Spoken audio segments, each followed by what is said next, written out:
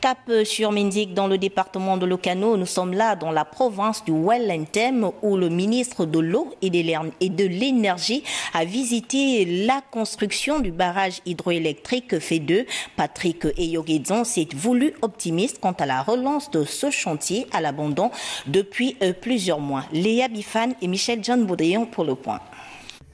Difficile d'accéder au site du chantier hydroélectrique de FEDE sur la rivière de Lokano à Minzik sans braver l'obstacle de la route. Le problème reste entier, tout comme le barrage de FEDE qui est englouti sous de hautes herbes.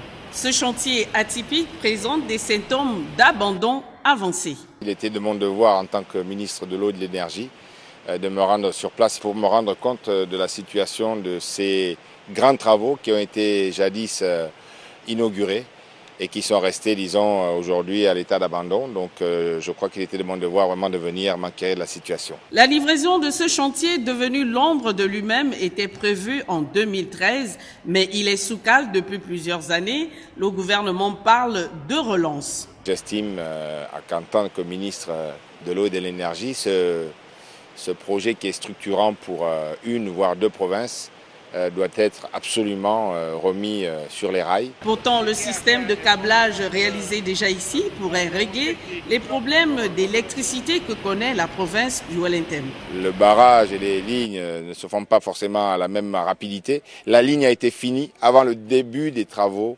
du barrage. Aujourd'hui, on est dans une, disons, quasiment un éléphant blanc, on va dire ça, et c'est ce qui fait mal au cœur puisque on peut estimer à plus d'une trentaine de milliards le coût de cette ligne. Cette ligne sert à évacuer l'énergie qui est produite sur le site et va normalement donc de Minzik jusqu'à Oyem.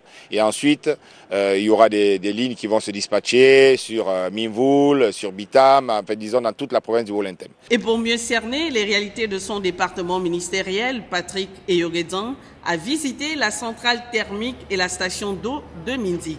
Si cette ville s'en sort bien avec les délestages, la fourniture en eau reste cependant insuffisante.